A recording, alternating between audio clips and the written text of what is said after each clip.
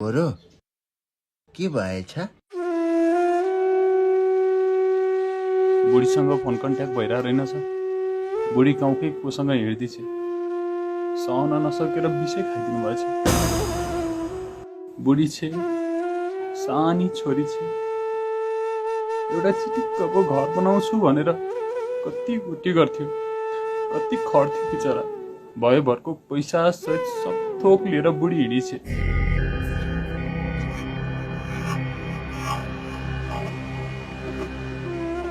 रातभरि मसँग अब त बाँच्दिन होला भन्नुहुन्थ्यो। मैले कति सम्झाएँ, हरेस खानु हुँदैन, त्यस्तो केही नसोच्नुहोस् भनेर। बिहानै यस्तो गर्नुभएछ। नेपालमा पो परदेशमा छ भन्ने बित्तिकै पैसा कमाइरहेछ भन्ने मात्रै देख्छन्। परदेशीको पीडा कति छ भन्ने कुरा कसले देखाएको छ र यहाँ?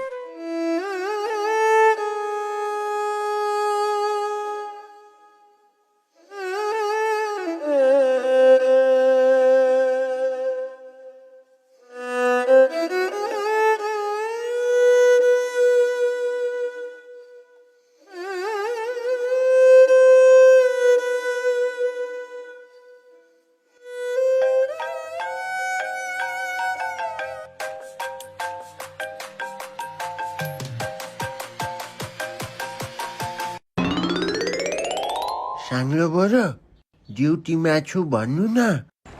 भले त बिजी छ होला, एउटा कुरो राखिहालेँ है त। म आज छ्यास त्यहाँ